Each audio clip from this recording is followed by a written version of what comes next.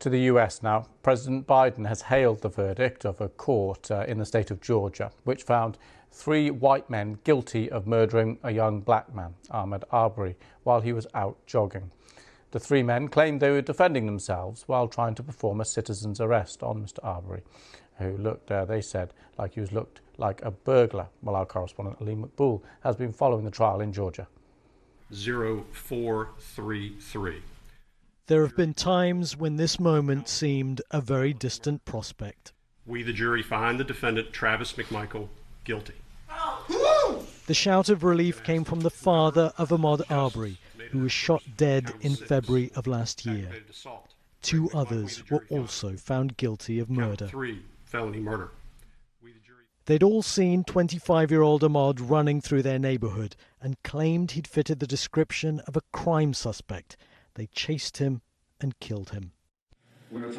During the trial, the man who fired the fatal shots, Travis McMichael, was the only one of the 3 to take to the witness stand. I shot. Why? He had my gun. He struck me. It was obvious that he was. It was obvious that he was attacking me. That if he would have got the shotgun from me, then it was this is a life or death situation. His justification was that he killed in self-defense, but of course that was only after he, his father and a neighbor had chased Ahmaud Arbery in their pickup trucks for 5 minutes. Ahmaud's family waited more than 10 weeks and had to rely on public pressure for the police to even make any arrests. I never thought this day would come, but God is good. Yes, He is. And I just want to tell everybody thank you for those who marched, those who prayed, most of all the ones who prayed. Yes, Lord. Thank you, guys. Yes, Lord. Thank you. Well, there may still be questions about the way the police behaved after this killing, questions about the underlying issues surrounding race in the society that contributed to the killing. But for now, at least, all of those who for months have been calling for justice for Ahmaud Arbery, there is just a huge sense of relief. Alim Maqbool, BBC News in Brunswick, Georgia. Well, let's speak now to Rashawn Ray, who's a senior fellow at the Brookings Institution, specialising in criminal justice and race in American public policy. Thanks so much for coming on the programme. Thank you for having me. Just first of all, then, a reaction to this verdict. Well, I think for a lot of people, they think that the jury got it right. And I think that is something that's key here. The jury was highly slanted. In the county in Georgia where this case took place, about 30% of the residents are Black, but only 1 of the 12 jurors was Black. So people were worried about that. But the bottom line is this: video evidence matters. Oversight from the state and at the federal level matters. And those are the key factors in the outcome of this particular case. So are you suggesting, therefore, that, for example, if there wasn't video evidence, there might have been a different outcome? I definitely think so. I mean, we know that it took roughly 2 months before charges were brought forth. The original district attorney, one of them, because 2 of them ended up being removed, one of them is currently being charged with corruption.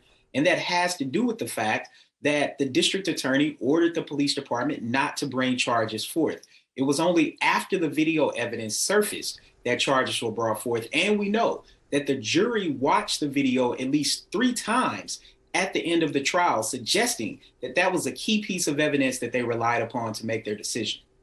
I see. And part of the defence, or part of the explanation of the chroniclings of the events of that day, was this idea of a citizen's arrest. What do you make of that?